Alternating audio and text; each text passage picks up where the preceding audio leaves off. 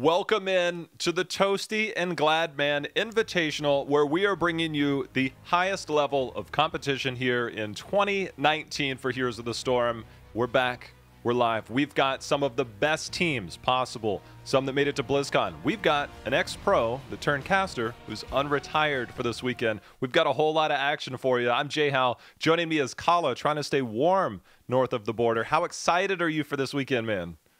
Dude, I can't even explain how excited I am. Everybody at Tempo Storm, HeroesHearth, and everybody else who's affiliated with basically building this tournament has been working on it for actually months at this point. So I'm so stoked to finally be a part of this. And this is just, I don't know, it feels like the Premier League to me. It feels like it's finally the moment where all of these teams that we've seen so frequently in the HGC are coming back and battling it out. And I can't speak enough about the production and everything. I'm just so excited, man. And really excited to cast alongside you as well. Well, you mentioned the production. We actually have a live look in because Tempo Storm, they're the ones that are helping to bring the action. You can see them in studio. We're live. We're doing it today. We also got Red Bull along to help to make this happen. Look how hype everybody is. That guy clearly has some Red Bull in his coffee cup.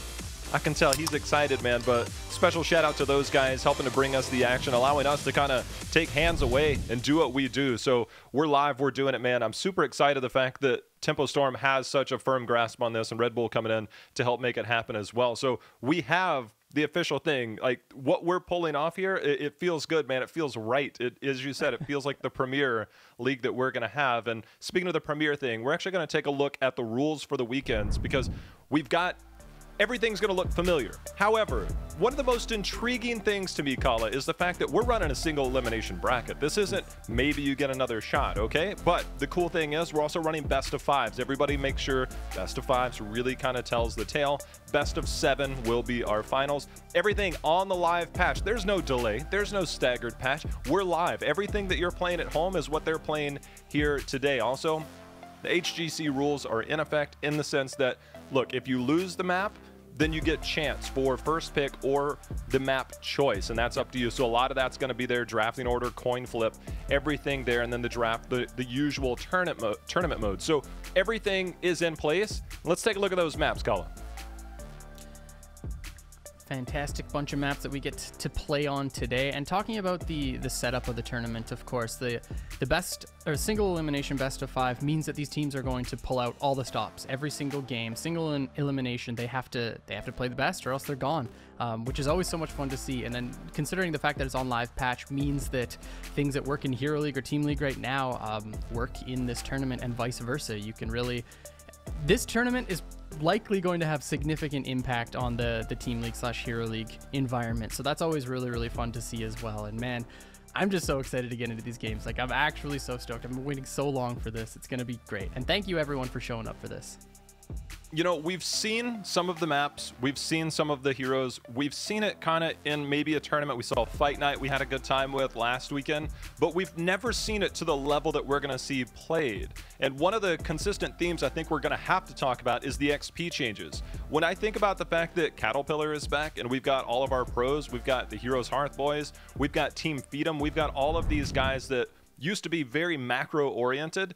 Like, these are drastic changes for our game, and they kind of dabbled in them in some other games, but we're actually getting for the first time the highest level of competition with the new changes. And that's one thing that everybody's waiting. As you said, it's going to have an impact on what heroes are picked for something like Hero League, but we always saw that cascade effect from the top down in competitive play would have an impact on the game. So I'm looking to learn stuff of my own. So that's actually going to be really cool. But let's take a look at the brackets now, because it's time to tell you guys who these teams are. And a lot of them are going to be names that you're familiar with. HeroesHearth, they're going to be against Endemic at the start of the day. Team Feed'em versus Looking for Work. Murloc Geniuses versus Cataclysm. Team 12 versus Scythe Esports. Cataclysm bringing back people like Equinox and Faye. HeroesHearth, oh, by the way, in case you missed that announcement, you've got the usual 4 that went to BlizzCon. Instead of Hami, though, for that 5th, we've got Reynad. Dreadnought coming out of retirement for this weekend to play. That's insane, Kala. That's big. I'm really excited to see which heroes they end up selecting for him, and it's always so much fun watching him play. Like I started watching Heroes long time ago, and he was one of the first players that I really focused on when I started getting into the scene. So I'm excited to see him back in action in this tournament. It's going to be a good one. There was a lot of roster changes that kind of went on after the season last year, and everybody's like, what are the new rosters going to be? What are we going to see? Some of them are intact. I look at Team 12. I mean, Team 12, Justin and team, they ran whatever they wanted towards the end of the season, almost made it to BlizzCon, but they ended up picking up Tomster at the end of that, getting rid of Prismat in the middle of that. Murloc Geniuses, by the way, Cattle in June, when they first started making their run 2.5 years ago to every BlizzCon for all 3 BlizzCons in a row, they got Biggie, they got Leon Black playing with them. So Leon coming in with the big boys here, ready to show what he's doing. Fans playing for this weekend. He's been streaming, killing it, as of late. Everything else, Team Feed'em, they ended up picking up Hosty. We didn't get to see the full effect of that. But all of these names, they're back, man. It's not like we're plugging holes. We are literally bringing back everybody here that's going to be playing. And when I saw the rosters, I'm like, all right, I see the names. Do we get all the players? And come to find out, we do. We even get Scythe. We didn't get a chance to see them compete, but they are here. And I think that's just super exciting for me.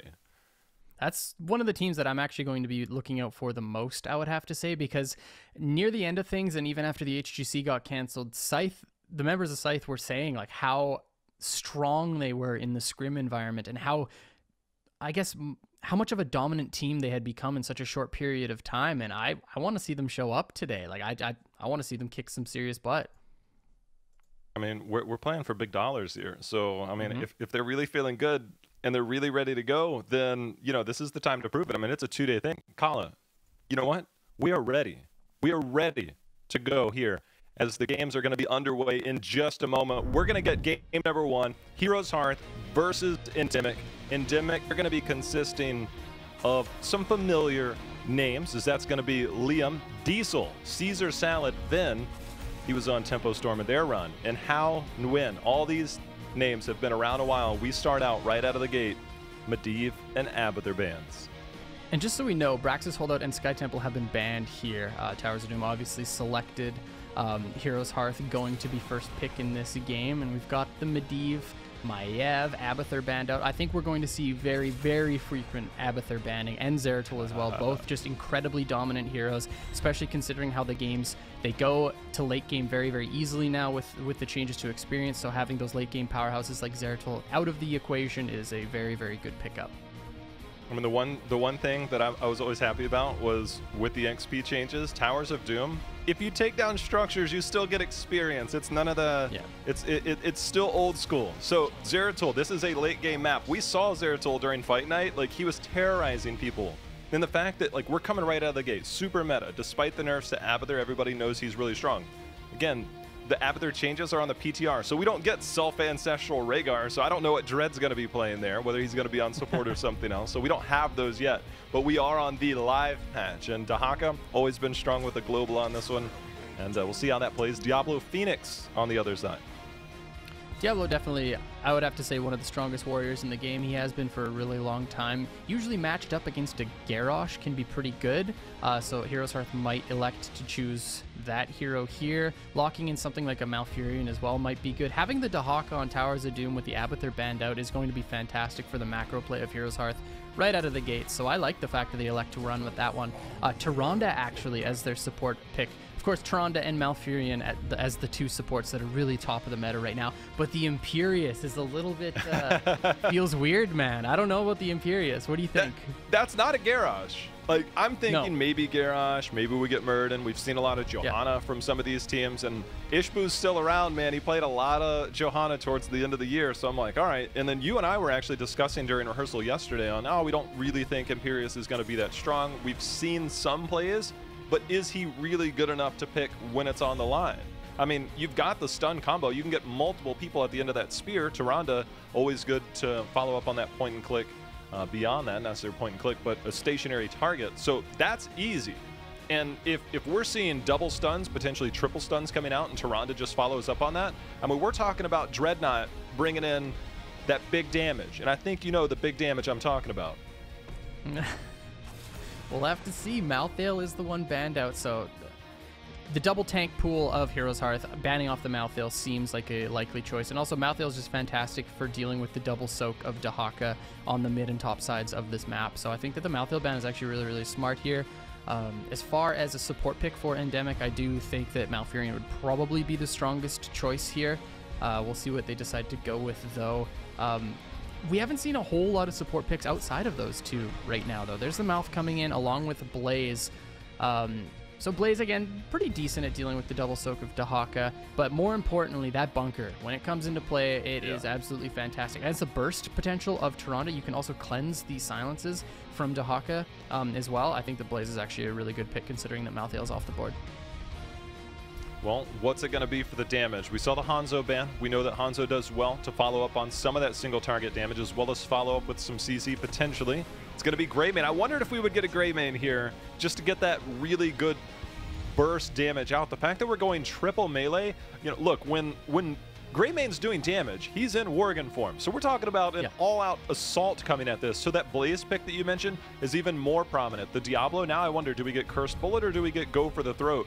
Malfurion cannot deal that well with burst damage, and that is a lot of damage in a very short period of time on this side of Heroes Hearth, and that is a perfect response with the Cassian. Okay, drafts for both of these teams are hot fire.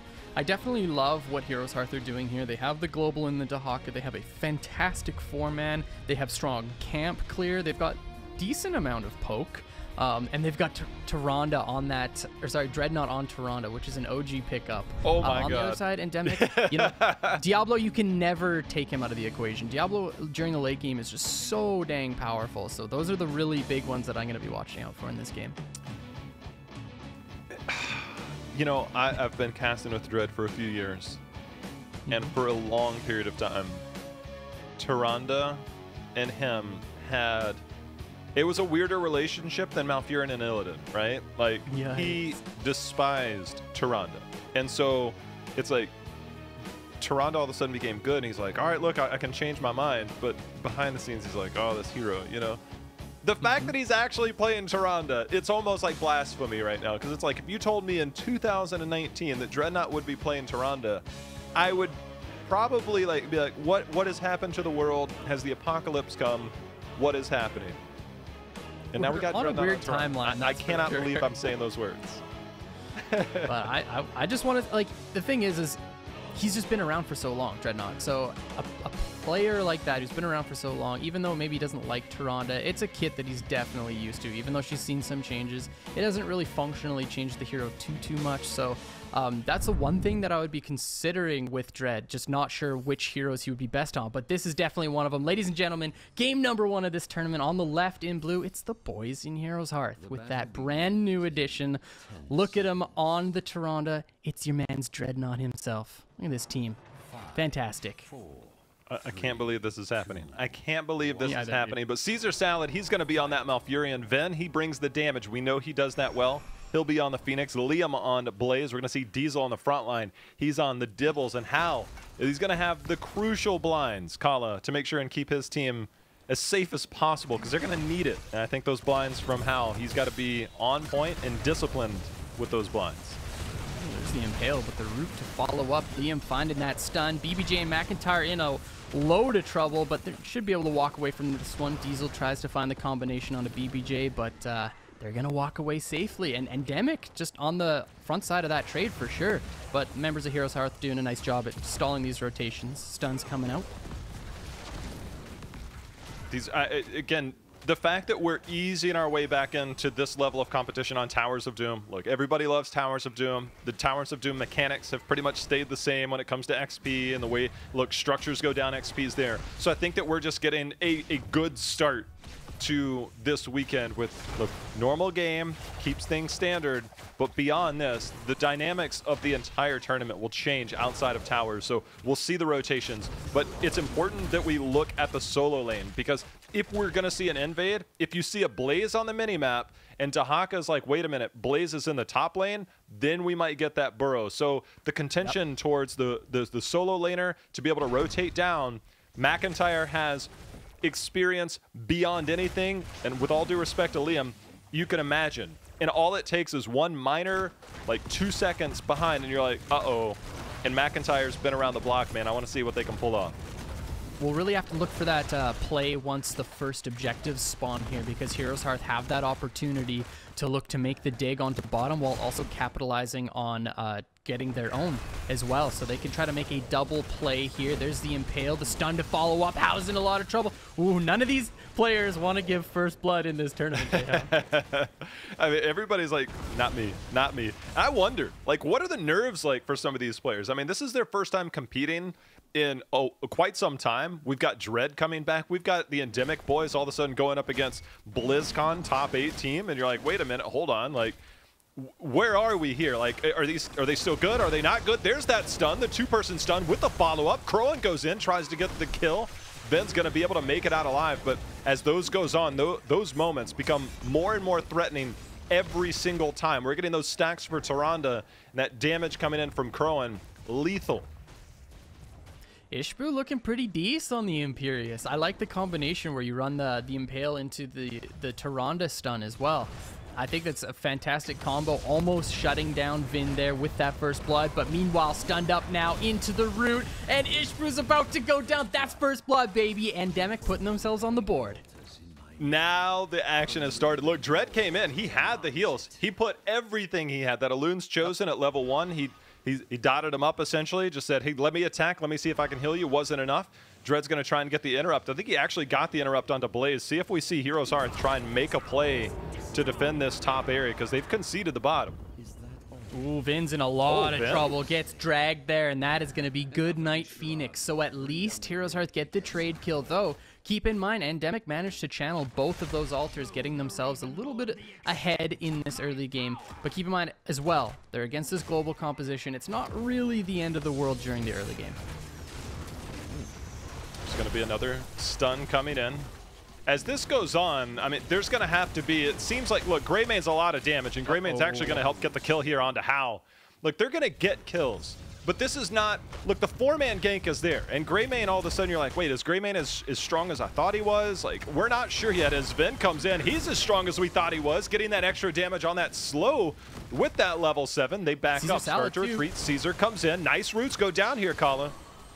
Dreadnought gets locked down, but Crowan with that trade damage comes in, but gets stunned up by Diesel as well. Looks like Endemic just going to try to walk away from this one, grab their capture, but now on the top side of this fight, Caesar Salad versus Crowan in the duel of a century, and it's so close. It's the Broccoli, baby, getting the kills. That's a 1-for-1.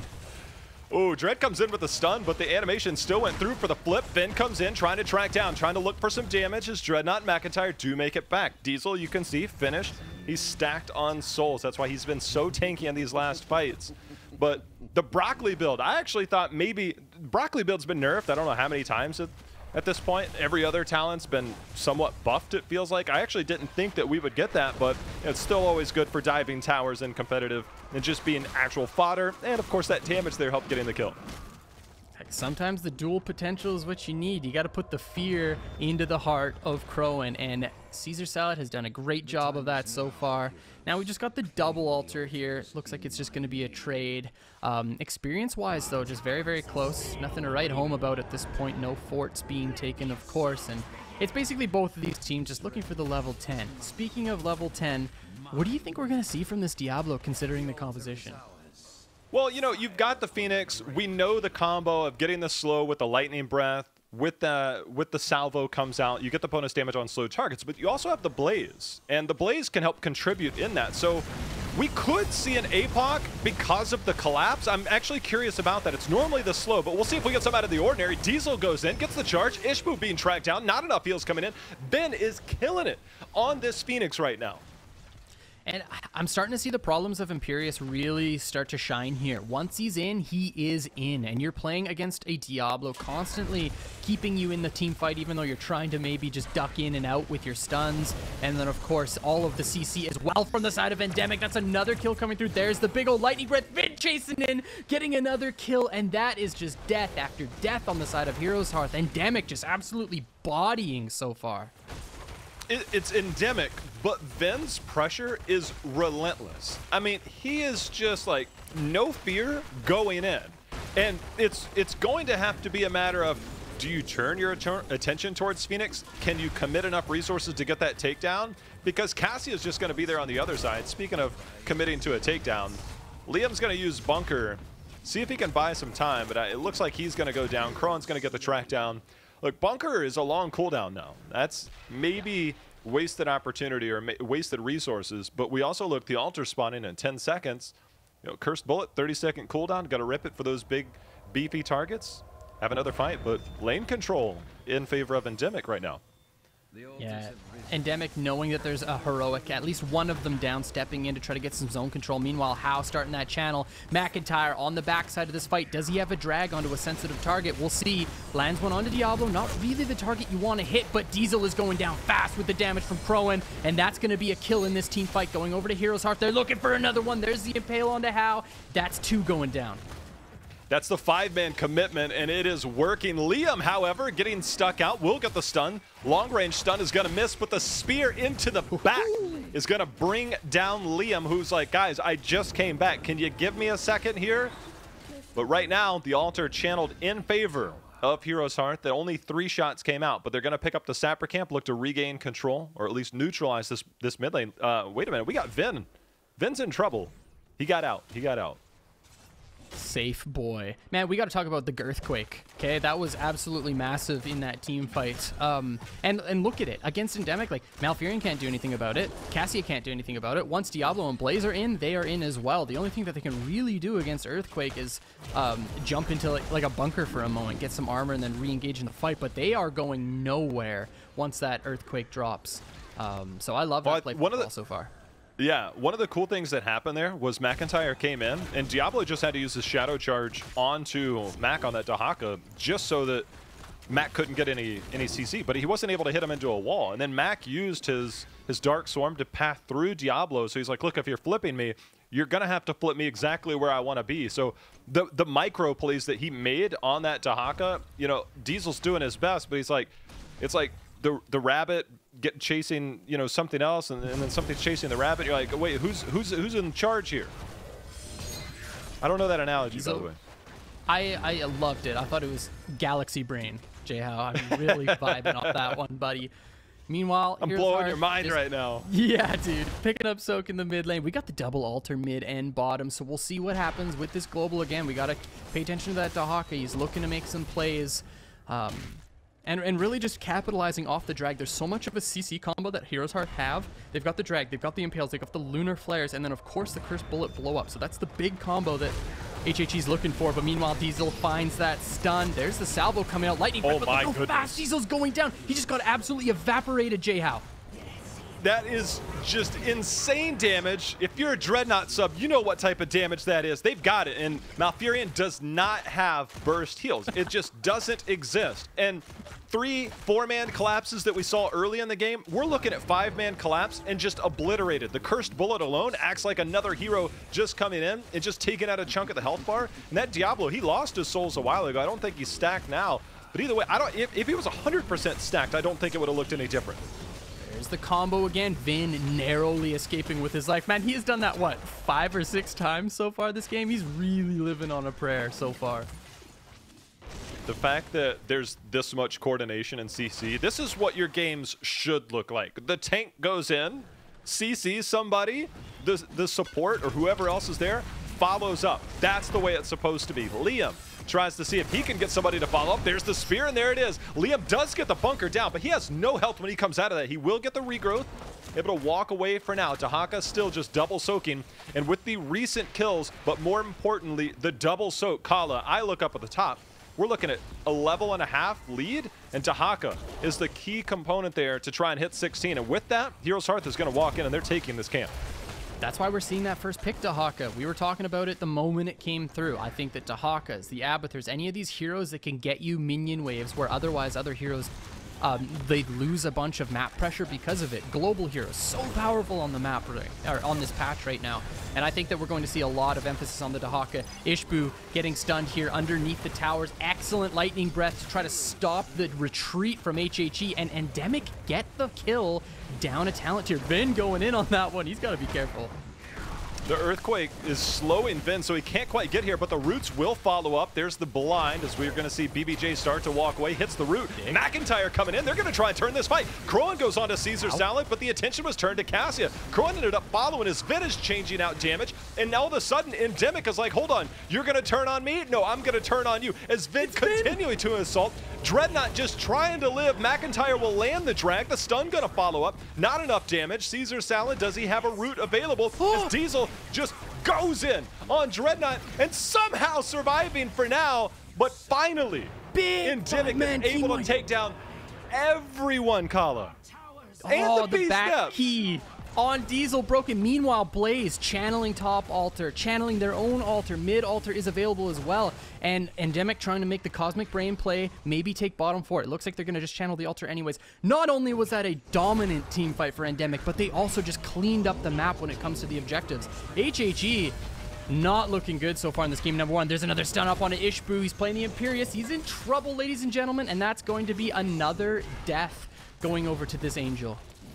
Okay, we're going to do something that has never been done before. Look, we are in competitive Heroes live, okay? Endemic has a lead on HeroesHearth. We're going to try and get a live listen into the comps, because I don't know if they are used to this. Let's listen in. In top camp, we're slow if anything, just get mid low, because I don't want them like trading mid for I'm on my way mid. They're coming. They're all here. They're all here. No. I need to go top. Careful. Just back out of mid. I don't like mid. There's nothing we have to do. Like, yeah, you're right. We're up huge. Yeah, just get ready for bot. I'm just hovering. I'm pretty sure they're here, so I'm not gonna go. Might have to just sack top EXP. Yeah. They're gonna want to flank with the EQ and shit. I'm just not showing. Just clump up on me if they do the. Oh, they just took this portal. Blind and kill. Ishbu is here. Coming. Can we fight that? 2 bot. I can maybe bait then. They owl. They know we're here. Wait, make sure we hold this, guys. We defend. Look at how. Careful. I'm doing camp. We're okay. Just hold. I'm gonna help. Kala, that is our first live look in at this level of play ever. We've heard some recorded stuff, we've heard some scrims, but we've never heard it live. That is Endemic right now up 25-12 on HeroesHearth, a BlizzCon top team. And this is Endemic coming in with some guys that have been around, but they've never been at this level. But you can see the mindset is there. They know what's going on. But there also seem to be some hesitancy in their voice. They know the fear is there. They're playing, but right now they're in the lead. Diesel is being looked at here by McIntyre. Can he find the drag? Lots of damage onto Diablo. He's trying to escape, but that Earthquake's too big, ladies and gentlemen. Diablo goes down, but he has souls. He can join back in on this team fight. Liam looking for that jet propulsion, not quite able to find the stun. There's the bunker as well. And the Trank just trying to keep everybody alive, but HHE definitely feeling okay in the pace of this team fight so far. The stun as they come out of the bunker. Right now, they're willing to take this fight. Diablo's back. They've bought time. He has no soul, so he is really squishy. Nice root there. I'm trying to see what actually stopped him in his tracks. And then the roots come down. Lightning Breath is out. There's no salvo. That's already been used. But Endemic, they're holding position for now. Ishbu is in a wealth of trouble. Imperious goes down, but that's a trade kill onto Blaze as well. The health bars on HeroesHearth just aren't there. BBJ gets rooted up, and Thrall dies as well. Crowan is trying desperately to escape, but this is Vin. He's going in. There goes the burrow by Dahaka, but that's just going to be another death onto HeroesHearth. The only member surviving is Crowan. Fantastic team play here by Endemic. And I just wanted to jump back and talk about that listen-in so far. Like, we got to jump in to a moment listening to Endemic right before the altar kind of spawned. Well, a little bit before it spawned. But being able to do this in this tournament is going to be so fantastic, J-How. There's going to be moments where we have 30 seconds before an objective. We get to jump in on a listen-in and listen to how a team sets up a map to try to capitalize on either winning situations, losing situations, anything you can possibly think of. I am so excited about the listen-ins. Yeah, that's one thing that you, from a unique perspective, coaching one of the top teams in the world, from me as a caster standpoint, I get to listen in at events. You get this unique perspective and you get into the mindset of these players, and it's unlike anything that you'll find elsewhere. The level of communication, the way that they're setting it up, and each individual person supplying some bit of information to their team. And that's what makes competitive heroes at this level so great. And so right now, Endemic with a 20-19 lead, only 3 core health remain for HeroesHearth. Remember, taking back structures equals experience. And right now, Endemic will look to take this mid keep, but when it is reclaimed by HeroesHearth, they'll probably get 20 before then. That's just, you get the experience back, so you always have to keep that in mind. Honestly, mid fort does really nothing here for Endemic. They're already in a position where one cap will end the game for themselves. All it really does is just give them mid vision, which is, you know, actually decently important, but it's nothing crazy in terms of the actual amount that they get for channels. However, HeroesHearth now have their level 20. HeroesHearth have a huge uphill battle here. They have to win teamfight after teamfight, Jay-How. They need to take back altars if they can and put themselves in a situation where they can't get single capped. They do have the tools to do this, however, because they have the global. They can, if there's ever a multi-cap altar, they can stall one and look to make plays on the other and that sort of stuff. Options that only are available to a team if they have the global. And we'll see if HeroesHearth can find it. But the bunkers have been such a problem. We'll see if that's going to be a problem in this team fight, Jay-How. This is going to be the last big fight. Oh, Dahaka coming right into the middle here. Let's see if he can land the drag. He does land the drag, but the salvo out in return. Vid coming in, bringing the damage. The lightning breath is there. McIntyre somehow able to survive. Diesel trying to stay alive for now, but Diesel's going to be the first to fall. No souls. We're going to see. Will Endemic try and take this team fight? How, however, is going to go down. This is the team fight. This is one of what you said will be many. There's the isolation used on Devin, the unconquered spirit keeping him alive, able to warp out, almost get sniped there. But that's one team fight, Kala, and you mentioned there's a lot more to go. That's 2 forts now going to be able to pick up for HeroesHearth. They're going to be able to take bottom, start having bottom control for really the first time in this game. They'll be able to take back mid as well. This is an absolutely massive swing here for HeroesHearth. Now they actually have the opportunity to look to win this game for themselves, being able to take that back. If they could take another fort on top of this mid one, then they put Endemic in a position where they need multiple caps in order to win the game. So we'll see if HHE try to make that play. They got 20 seconds on the board, 2 dead. They might try to do it. We'll see. The boss, 2.5 minutes out, so that's not a threat anytime soon. But we now see 5 shots go over. It's 3-20. There are sappers that will be pushing in the bottom. That will warrant a response. Sappers pushing in the top, trying to balance out this battleground is Endemic. The Owl's going to scout out. Remember, that level 13 Owl for Tyrande has a slow. And Liam is like, hold up. Can it? Oh, he's out. He's used a bunker, but that is a big cooldown, Kala. It was, but I think that was a very nice choice considering the fact that now Endemic trade out bunker for bot clear. Might even be a little bit more than bot clear. We'll see if they can get some damage onto this fort, but I think that was a very wise choice here by the Blaze. Liam doing a nice job not dying in that situation because that was a lot of resources on the top side of the map for HAG. Look, Kala, the situation next for the next altar phase is one of the most difficult when you're down to try and come back on because it is neutral sides. And it is in a choke point that is hard to pass through. HeroesHearth has the Dahaka to play on that right bush to maybe try and flank. But overall, this is one of the most difficult spots to defend. This is where we have some of the most chaotic Towers of Doom matches. And they're going for the Dahaka flank. I think they're going for this. They're willing to concede bottom shots. They're going in. Getting this, we'll clutch this out. There's only 30 seconds left. McIntyre doesn't make it out. That is a perfect flank. Endemic just took complete control of this game. Really big rotation by Endemic, and that should be able to secure the game for themselves if they take this fight and win it, of course. They've got Cassia in this choke point. They've got Lightning Breath. They've got almost 40 seconds of a numbers advantage. There's the stun. Jay-How, BBJ taking a lot of damage. He goes down. Good night, Thrall. Ishbu going to fall as well. Dreadnought can't keep them alive. That's 4 dead, and that's going to be a resounding GG from us. Crone just trying to go out strong, but not today, buddy. Carl, I'm going to be honest with you. I thought we would get into game number 1. It'd be business as usual. How much somebody's been busy or not busy, I thought, it'll be normal. I guess it's fine. But Endemic's like, wait a minute. Maybe it's different. That rotation to the top, by the way.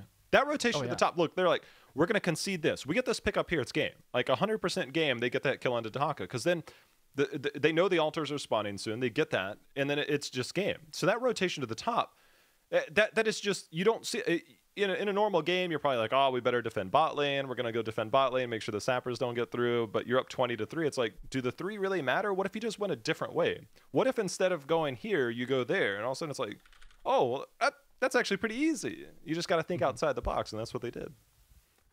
Really, really big plays there by Endemic. And honestly, I liked HHE's draft better, but the only part that was sus was the Imperious. Like, could you imagine if there was a Garrosh in that situation instead, or a Muradin, anything? I think the Imperious was actually more of a liability than it was effective.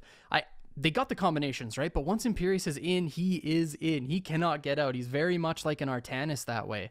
And the members of Endemic were just capitalizing on that and just I would honestly say, like, partially tunnel visioning onto the Imperious, and there's nothing that Ishbu could do. Just the damage was too big. Well, you talk about tunneling. McIntyre tried to tunnel out in that last fight, and Diablo comes in. I mean, the impact of that right there. I thought he was going to make it out. And Diesel's like, hold on, I still have my charge. Because I'm like, wait a minute, they have interrupts. Where are they? But that rotation there was so top-notch, man. I love that. And, like, on top of all that, why is Dahaka even topside anyways? HHE have bot control. They have the sappers pushing bottom as well. Dahaka can just be down there and then look for a deep tunnel brush stock on the backside of the fight. But I think topside was literally like the only place that Dahaka shouldn't have been, which is a little bit unfortunate for HHE. Endemic realize it. They make that quick rotation, get the kill, and that one kill was just all they needed to secure the game.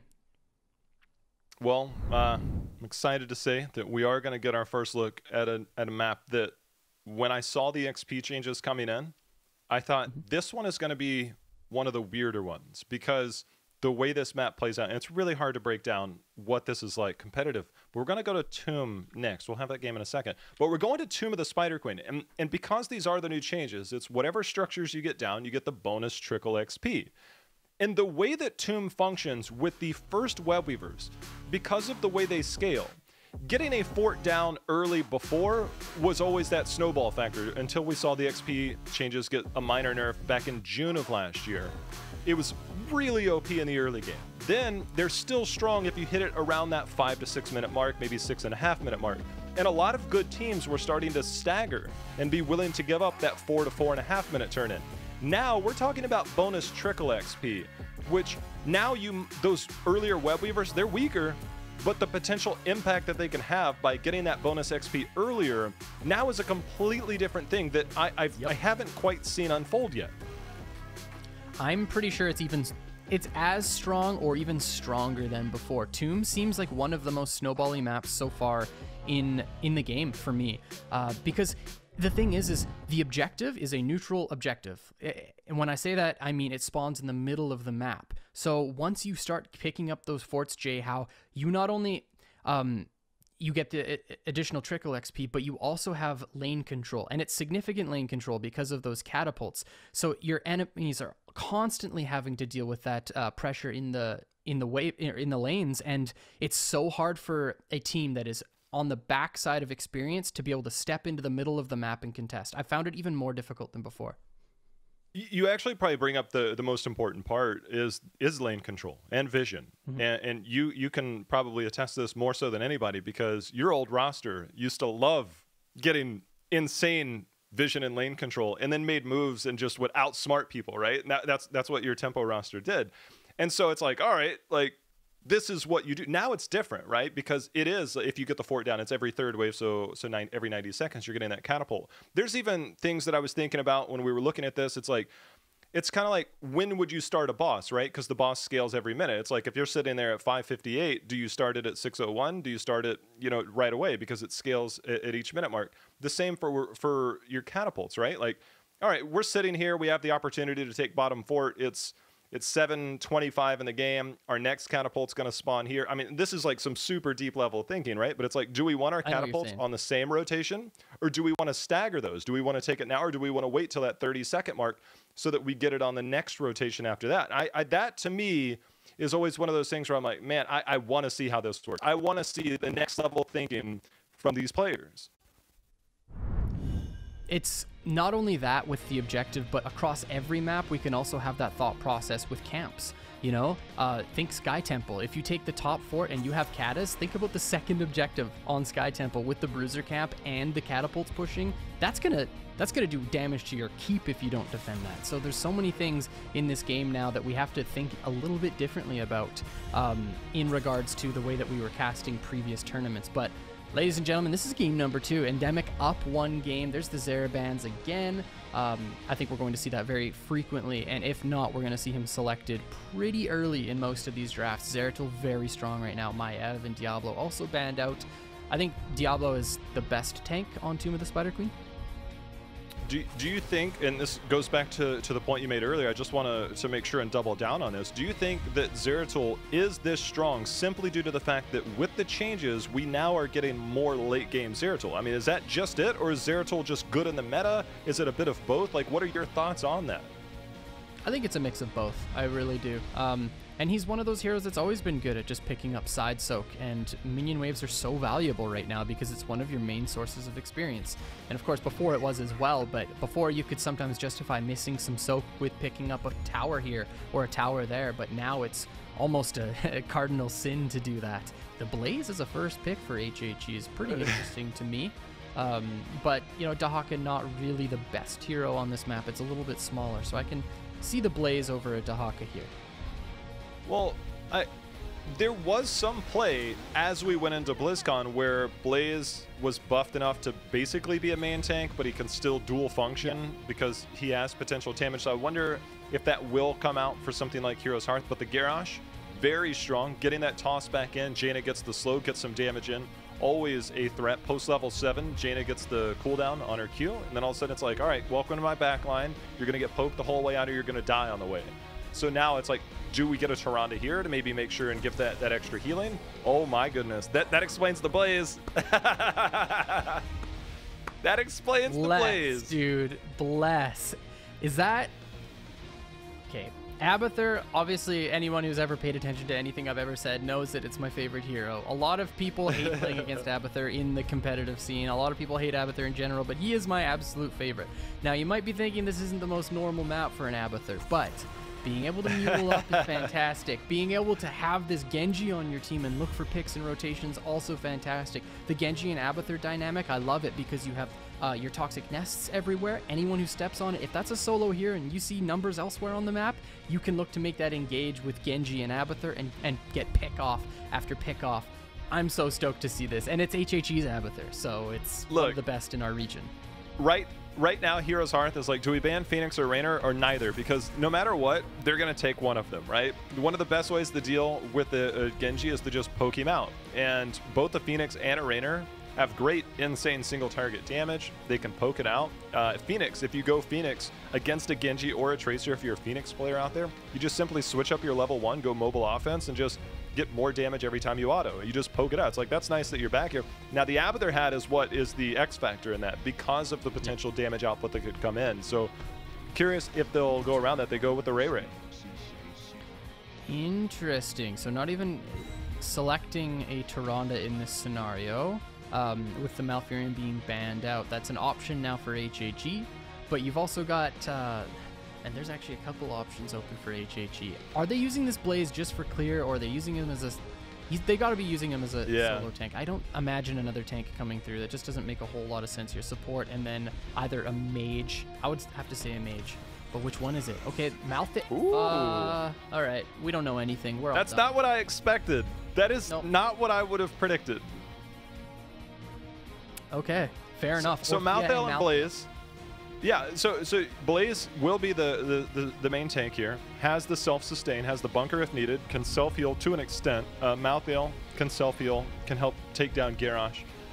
But Orphea in this, man, Orphea likes to dance on a knife's edge with that Shadow Waltz. Against a Garrosh, man, that actually scares me. Like, that terrifies me. As an Orphea into that Garrosh, that is a very terrifying prospect. It really is, but at the same time, this is Crowan's Orphea. I've seen this guy just sweat playing this hero constantly over and over, and he's good, man. He's really good.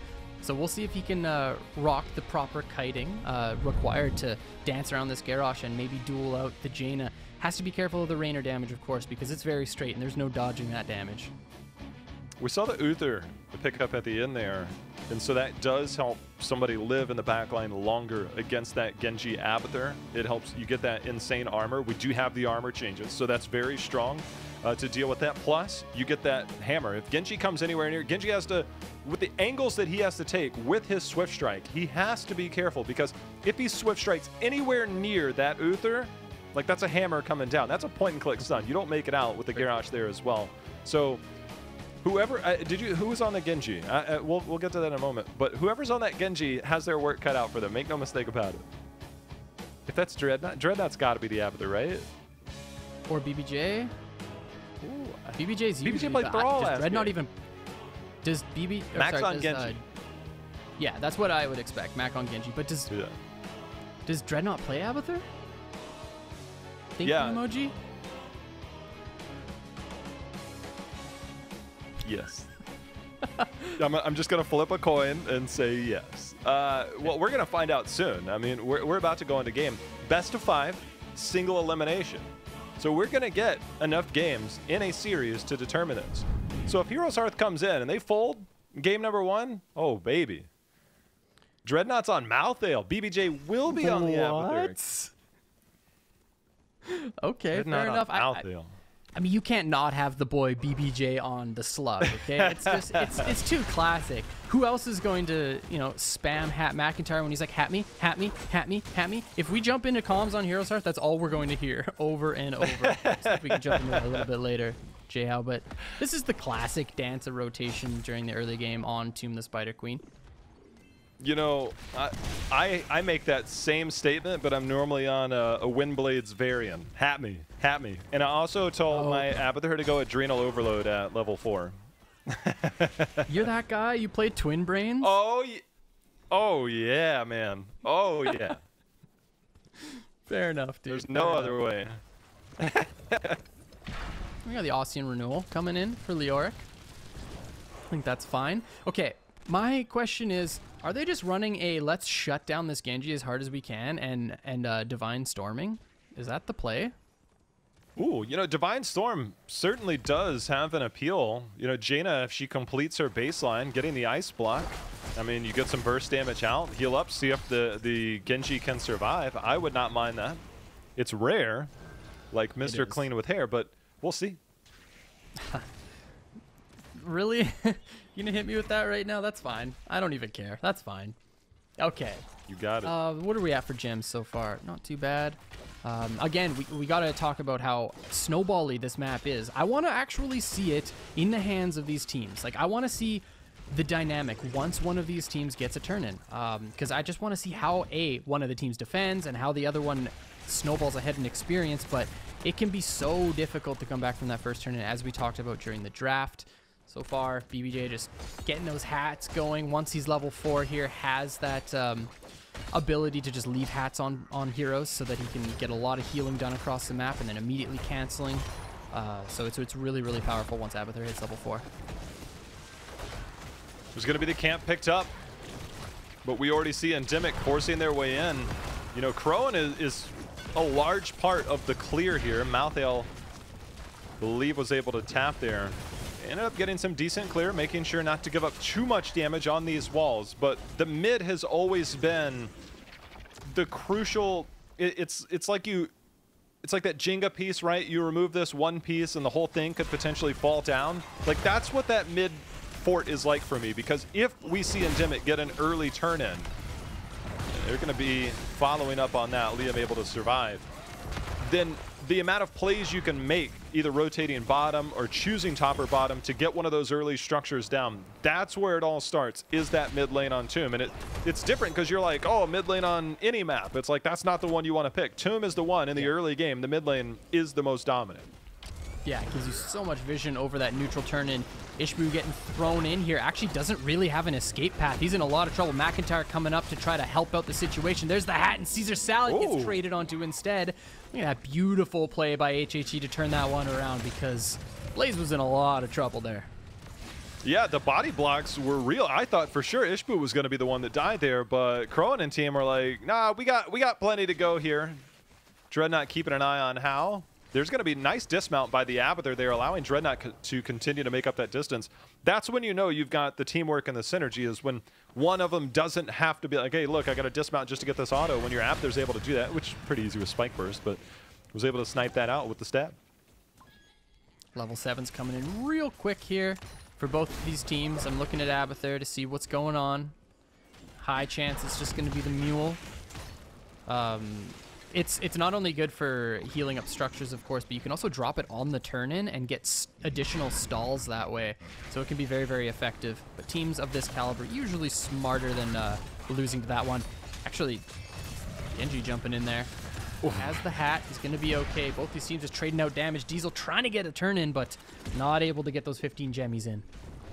I think HeroesHearth realizes how crucial this turn-in right now is and how much they want to control this. They want to get this closer to 10 for the Abathur so that their comp starts to really come online. And the way that they were able to delay there, even McIntyre risking half of his health bar, just buying enough time for the rest of his team to be able to capitalize. Clutch plays there. Yeah, absolutely agree. And of course, grouping against this composition that HHE is running early is very, very good. You want to 5v4 them if at all possible, because when you have those numbers advantages, you do win against the Abathur comp. Abathur comps do very well against taking even numbers with the hat to make it a pseudo 4.5 versus 4 or what have you. But meanwhile, Endemic step up. They get that first turn into the game. Let's see what they can do with it. Mid already about halfway done here for Endemic. They want to try to get as much done as possible. If they can get themselves a fort, this would be absolutely huge. Keep in mind, there's no Mule on the side of Abathur. They've hit that sweet spot of 5.5 minutes, and now it's up to them to execute pre-10 before the Abathur comes up. So they cleared the top lane, and now they're sending the main 3 to the mid. They actually, that Blizzard will help clear the minions. Maybe should have saved that to get some stronger threat. That's such a long cooldown, but they'll make their way forward here. Another thing you mentioned, no Mule, getting that slow. McIntyre's like, hold on, Diesel landed that. I got to get out of here. There's the agility, but if and when they get this down, this is where they can start to make plays around the rest of the map. Diesel comes in. McIntyre should have a swift strike out. Does make it to safety with about 15% health there. Oh, Jimmy Ray getting the 1v1. Dreadnought showing that he's not only a great caster. Is that the spray too, Daddy? Beautiful play. Man. Absolutely fantastic. Vin in a lot of trouble. Double stun up as well. McIntyre trying to pick up a kill here. Vin is going down. Here comes the rotation from Crowan. He's stepping in, has that mobility. Caesar Salad is the next target. Level 10s are here for HHE. That is 3 kills for HHE off of that turn. And Liam doing a great job pushing top, but he's not going to be able to get the fort with this one. And HHE have saved all 3 of their forts with the first turn-in of Endemic, and that is a fantastic job. That is... It's very, very important to the long game, and I think it's one of those things that when you start to see the game, if it unfolds in favor of HeroesHearth, that first defense might be the reason why. And they're going to get their Webweaver turn in here, and everything about that. We even saw some gems dropped on the side of Endemic, so now it's HeroesHearth. They've hit 10. They're there. They're going to combo How's in all kinds of trouble. That he actually ended up getting a last rites just in before, so that's going to be a stack there. And this is starting to unfold here for Endemic. Negative situation for Endemic being down a hero. Positive having mid pressure here. So that's going to force HHE to step into this mid lane, clear out this bruiser camp, and that's going to give Endemic a little bit of space on the bottom side of the map to clear relatively easily. Let's see if they can make this happen. Keep in mind, folks, Clone is available, so that's always a play that HHE can look to make. Genji just sharking between mid and top, but honestly, despite getting that pick, HHE are getting very little accomplished with this first turn-in. I thought they were going to have some type of single lane dominant pressure, and they actually get none. And just getting one down means that Endemic would have had to basically clean up the pieces and clear that out. There's going to be the taunt, but the bunker came down right at the same time. There's going to be the toss in. Ishbu, can he make it back in? The body blocks almost keeping him out of the bunker. He's going to use that to go ahead and escape on the other side. Clone for BBJ comes out. It's just going to be fodder at this point. See if Endemic recognize that. Kala, sometimes when teams see that the clone was down, they'll back away from a fight in the middle of a fight. But when they see it used in a situation like that, they're like, wait a minute, when this clone is down, we've got a 5-on-4 for quite some time. And of course, to comment on you mentioning the fact that they're all beautiful D-shield for that last rites, but Endemic lost a bunch of gems, so they they didn't have turn-in for a moment there. Uther goes down in this fight, and HHE have a huge opportunity now to look to get another turn-in for themselves, almost level 13 as well. So this could be a much bigger turn-in for themselves. If they get this one, they get the 13s, they can force a fight under a fort with the talent advantage and really look to make some snowball-y plays here. 13 picked up and another Web Weaver phase coming in here for HeroesHearth. Dreadnought making sure to escape that Entomb with the leap out onto the minions, putting down his spray, letting everybody know that he's still got it, or some semblance Really of does. Dude, a solo kill coming through earlier. That was Pog champion, Jay How. You love to see it. I'm just gonna say there's probably an Abathur there. Well, probably an Abathur. Well, it's all semantics at this point, okay? Yeah, we're going to give him praise for now. But now, they didn't get a fort down in the last one. They ended up getting that bottom fort down eventually. But now it's time to start to open this map up. Still 13 in favor. How? The last right's there, not able to confirm the kill. D-Shield, remember, still away. There's the taunt and the toss, and that is a counter kill against Genji to turn the tides back in favor of Endemic. One weeb down, couple B steps coming through, and Endemic do a good job of stopping that mid push. But keep in mind, folks, bottom is now down. That means that HHE are going to have that increased passive experience. They already have the global in the Abathur. Oh. Blaze actually dies in this exchange. Meanwhile, top looks like HHE trying to find something in this team fight. BBJ on the front line here, no D-Shield left. Caesar Salad actually going to be able to walk away from this one. BBJ looking for that stun with the clone, but that's timing out in just a moment here. Dread trying to turn things around, but this is a 1v9? Careful, Dread. He's trying to carry this fight. Liam, however, he's just winning. Trade value, baby. Okay. Trade value. It's big. I'm hoping that maybe we can get another listen in to Endemic. I want to know where they're at, because they're the ones that are sitting on the gems. They're the ones that just took that last team fight, although they lost the Leoric. But I want to see what's their next move to try and set this up, this next play. Let's take a listen in. Let's get nice out. What's this up? Trying to clear top. Trying to get bomb too, but this kind of deep. They're Mia. Orpheus top, that's all we see. I'm gonna try to get eyes of boss. I don't think they just watch me bottom, guys. Yeah. I'm gonna look at boss. I'm with you. Get the nice out too. Need mid wave, they did bomber. We need to help shove out bot. Good. Okay.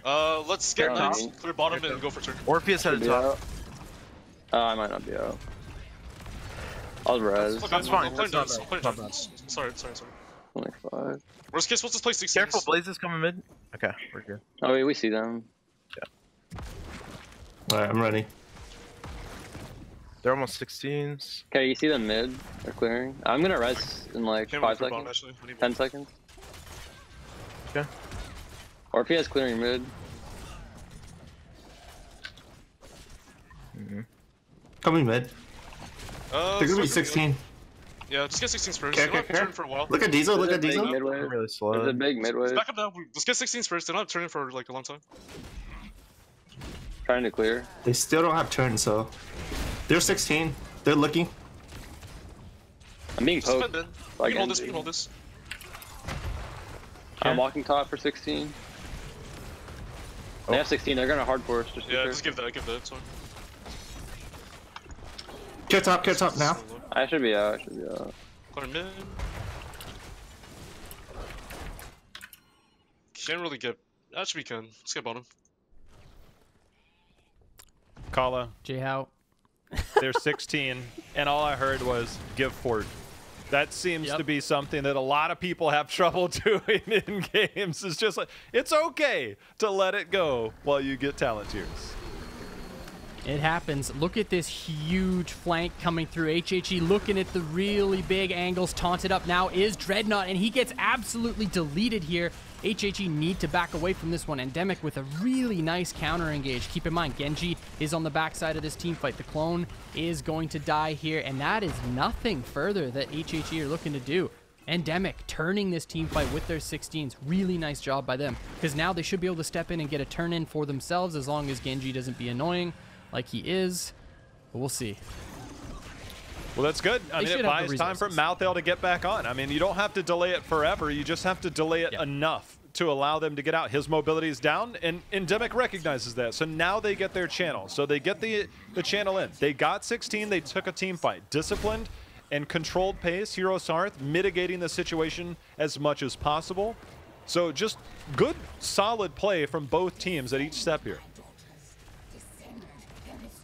This is getting to the point where There's just so much map control for HHE, though. We have to keep talking about this. Like, look at this top pressure. Bottom pressure is consistent as well as mid because of these forts being down. But now Endemic actually have an opportunity to start cleaning up the forts as well to try to equalize the map pressure. They're going to be able to pick up mid fort, get that additional XP, and top now flipped in and taunted is the Genji. He gets absolutely deleted as well, but that's a trade kill onto Garrosh, so that's just a 1-for-1 in this exchange. Crowan jumping into that bunker, able to get some armor and some safety here. Ishbu looking for that engage as well, but completely whiffs, and Endemic win the trade, J-How. Oh, Vin's got double Malthael across the sky on him, but the D shield is up. Now they're going to turn that. That's going to be Dreadnought falling. BBJ just trying to trade out in any way possible. There's going to be the nice ice block to make sure that Orphea doesn't get the kill. And Endemic winning another clutch team fight. They were down, I believe, 7-2 in kills at one point. Now we look up at 6-9. And they are starting to fight back. And then experience lead now in favor as well. Yep, Endemic going to be able to pick up a keep, and now they have a win condition opened up on the top side of the map. You're equalized in forts, you have a keep on your opponents, just keep getting XP, look for that 20. Maybe they try to make a boss rush as well. That could be a end game play for Endemic. We'll see if they try to force that one out, but man, that was a absolutely huge power shift during the later stages of this game. And it all boils down to me, yes, there was some trading in that team fight, but the missed jet propulsion allowed Endemic to just get free. I think that was almost 100% damage dealt onto Blaze from that missed jet propulsion. Well, for Endemic, they're going to look to have another turn in. 56 dropped in instantly, only 4 left. The thing about, oh, hold on, might have a disconnect. We'll keep an eye on this. Yeah, we'll have a quick pause here. But the one thing that's important for a lot of people to understand at this level is that when you get a turn in and it's 18-18, you want to get the turn in. For HeroesHearth, they'd like to deny as much as possible, get to 20 and fight. For Endemic, they want to get the turn in. Best case scenario, you get a kill and then you win the game, right? That's your best case scenario. Yep. But worst case scenario has to be taking at least a second keep. The catapults, yes, you get the catapults with forts, but the catapults with keeps are one of the best neutralizers towards the web weavers. Now, if their forts are down on the other side, they might stall out, and that's always something that I'm still waiting to see how all of it really shapes up. But getting a second keep is absolutely necessary if they get that next turn in. I completely agree. Yeah, so Endemic have a couple opportunities here to make big plays. Another turn-in could likely be the end of the game if they win another team fight. Of course, just a raw team fight by itself. Top is opened up, so they can end that way. Boss also opens up an opportunity for Endemic to make another play. And on top of all of this, J-How, HHE's down 1 game. Okay, so Endemic are just in the lead in this game now, in the lead in this series now, and they've got the morale to boot. When we jump into the comms, they sound very calm to me. Like, they sound calm, they sound calculated. They gave up that fort in mid lane relatively easy, even though it's a feels bad man moment. But thank the internet lords themselves. We're back in here. Let's get to it. Dreadnought needed a quick pause. He knows the 3-2-3 rules. It's not a Heroes event without 1-3-2-3. So already getting it out of the way early here. 25 gems in the reserve. 22 of those just got turned in for HeroesHearth. They're not far from their turn in, but McIntyre defending for now. Water Ellie out. I think that was a missed taunt there as well, Colin. Here we go. Couple of abilities being spent here. 2 heroics down on the side of Endemic. 1 down for HHE. Ishbu down to about 50% health, and keep in mind, it's just the Abathur as a healer. BBJ cloning, looking to try to make some plays, but look at Dreadnought's health bar. He can't fight right now. Members of Endemic are just stepping up too well, getting too much damage onto the mouth, and that's just going to be another turn-in going over. J-How, you were talking about this double keep play. If Endemic get any more kills here, they can end the game. They can pick up this bottom side soak. That's going to get them to level 20. They can force a 20-19 fight underneath the structures of HHE and look to make a huge play here.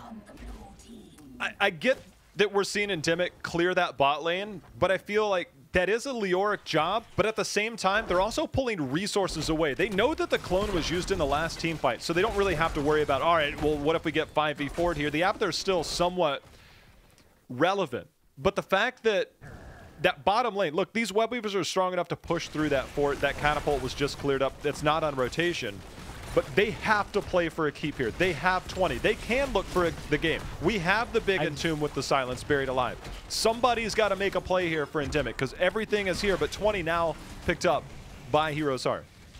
Jao, I do actually think that bot clear for Leoric was a big mistake. Malthael got free reign over top lane as well, and that was just so much experience that HHA shouldn't have been allowed to get, and Endemic just choose instead to open up this map further and instead of trying to make a play over either mid or top, and I can't help but think that that was a bit of a misplay. Now the 20 spike here coming through for this Malthael, for this Abathur and Genji as well. You've got huge power spikes here for HHE at the level 20 mark.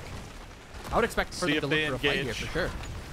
Yeah, I mean, this is a long walk back. Look, 58 gems in the hands of Endemic. Make no mistake about it. They have enough, or they'll have enough soon for a turn-in.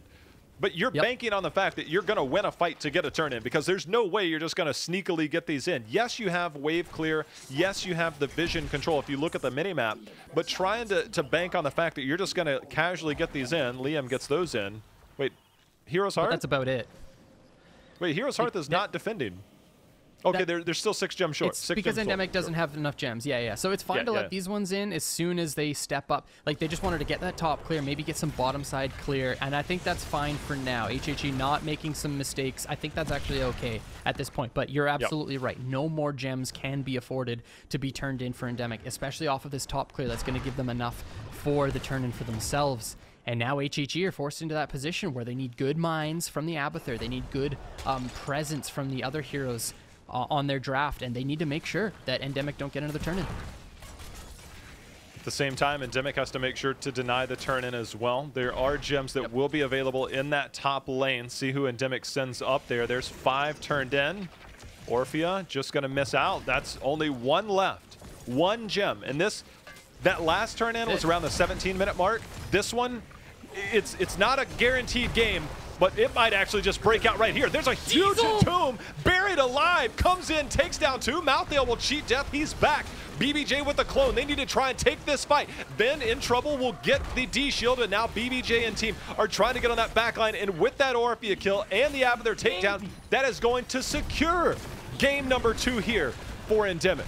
Oh my gosh, the turn damage, but there's no way that's gonna be enough. Huge play by Diesel, getting that AoE taunt, of course, and then on top of that, the silence from the Entomb. Endemic just absolutely mopping the floor here in this team fight with HHE.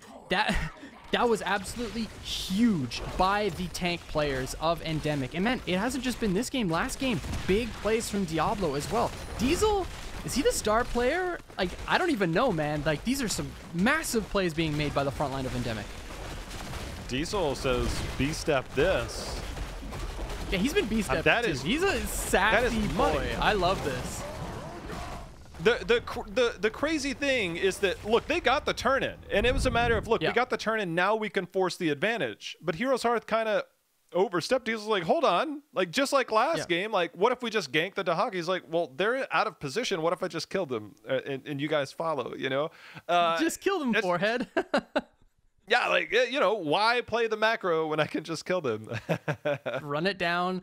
Beautiful toss, beautiful taunt, the Silence Entomb on top of it, and that's really all they needed. They got 2 in the Silence Entomb, right? I believe. Yeah, it was 2 in the Silence Entomb. They got kills off of that, and that's just GG. There's some decent turnaround attempts by HHE, but it's just when you're down that many resources, it's very, very difficult to come back in a team fight like that. And man, Endemic, not only did they play super well during the mid to later stages of that game, but they were pretty far behind during the early game. Yeah, they get the first turn in, but they didn't get the fort off of it, which was, you know, a bit of a problem. And of course, off the first turn in of HHE, Reynad dies. So it looked really bad for Endemic moving into the mid stages of the game, but they did a great job defending. They got more turn-ins. They started cleaning up the map, and they played smart. When we jumped into those listen-ins, very calm, very calculated, and they were willing to just drop down that fort. And it was that bottom side fight off of the level 16 that you're talking about that really turned the game around for them.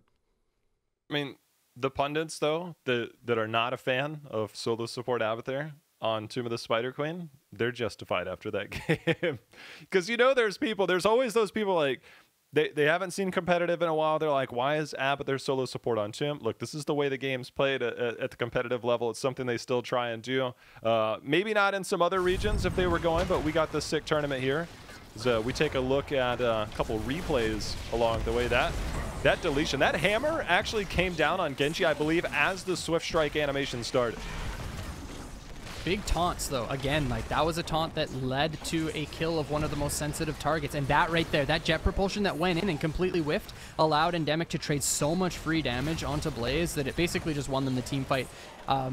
Unfortunate for Caesar Salad that he didn't have the D-Shield up. He was 10 seconds off of cooldown for the last rites. That would have just been a commanding teamfight victory for Endemic, more so than what they already had there. So really nice job by Endemic overall. HAG really need to find some tempo in this game, or in this series.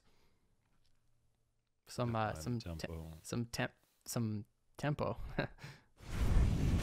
Boy, they got the act. I mean, they were like a bull in a china shop right here. That double, that toss and taunt. Beautiful, wasn't it? Like, look at it was all tanks right there. Brilliant plays. Galactic brains on the side of Endemic. I'm loving what I'm seeing so far. More stuns, buddy. Just, yeah. If they want to bring casters in as a fifth, like, I'll play with Endemic, man. Put me on Jaina. You give me those kind of targets, I'll hit my skill shots all day. That's true. Even though you're gold, you'll definitely be able to do it. I got to flame J-How on a cast. Got him. Okay, I'm done now. Baby. See you guys later. My soul is crushed. The truth revealed. I've been outed. I don't know what to do anymore. I'm speechless. It ruined my entire career. Don't worry, we got to talk a lot during the next game, so it's all good. Oh, baby. And don't worry, folks. We'll jump into comms for HHE as well at some point. What's that? Oh, 100%. 100%. Yeah. I got to hear, like, how much is Dread contributing? What is he seeing? What is the other team seeing? Because we're going to Infernal Shrines. And there's a whole lot of information on this one in rotations. Potential invades on both the bottom Impaler camps, the neutral camp at the bottom, the Shaman camp, the solo lane. Very relevant here. Ooh. A lot of good stuff for Infernal. I always like seeing how well teams capitalize off the jump stuns of the Punisher too. That's always so fun for me. You can draft specific comps to capitalize off those stuns.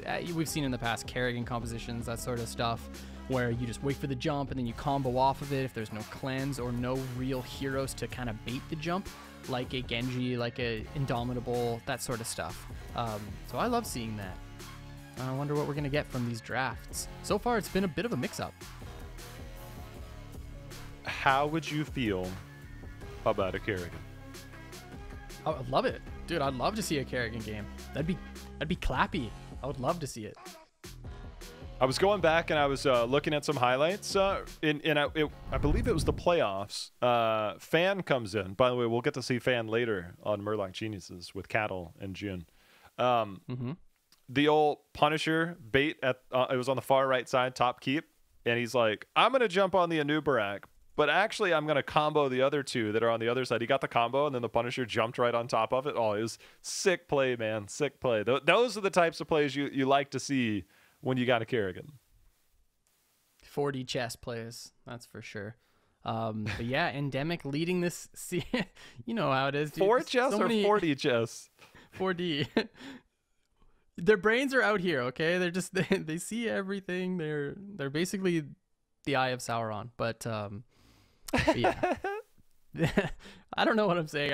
I know that these players have big thoughts when it comes to the Kerrigan engages, okay? And I actually just want to see a Kerrigan game. We'll see if we get it here. But this is the map for it, that's for sure. All right, while we have a moment before we get into draft, if you were to say somebody on the old Tempo roster when you were coaching, who had the biggest brain? The biggest brain was Cattle, I think, definitely. And then okay, let's say Cattle's a 10. Dude, where would you put June? Like a 2? Oh, June is not Galaxy Brain when it comes to Heroes of the Storm. He's the guy who follows up really well. He understands plans that the team leader makes, but no, like I don't. Junisms are real. June is like my best buddy. I love him to death. And yeah, but Junisms are real. I still remember DreamHack 2017. We're all getting on a bus at like 6 in the morning to go to the airport. And June is sitting in the lobby, like in the hotel lobby as everybody gets on the bus. And we're like, is June coming? June's like, no. He's like, I'm on the next one. We're like, are you sure? Because like literally everybody's on this bus, and we're actually going. And then so it's like an hour and a half bus ride, or I think to the airport, maybe an hour ride to the airport. And then it's like a few hours later, you see like Jin's like, "Oh, I missed my flight." We're like, "You were literally right there. Like, why did you not come with us?" Jin is hilarious. He does I love so Jin many though, man. insane things. I actually love that kid to death. He's the greatest dude. If you guys have never met June, I'm so sorry. You need to meet him sometime. He's just the best. He streams too, so check him out. But yeah, we're jumping into this game number 3, Endemic up 2-0 versus HHE. Never thought I'd say it. I mean, what is this? Like, how do we chalk this wild up? timeline.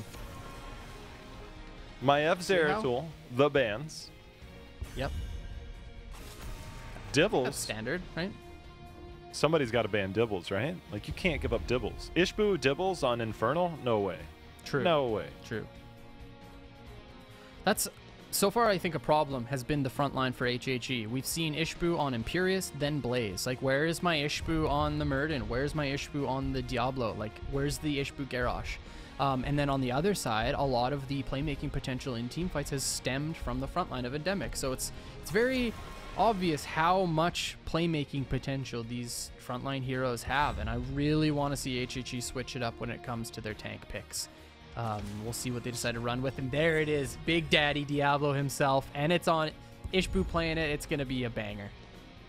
This is what you live for, right? The Ishbu Dibbles, the famed Dibbles. Look, he's got a famed Johanna, but we know the big plays are made with Dibbles. Let's be real here. Unless you're Justin and you go Falling Sword, which we'll see him later, so who knows?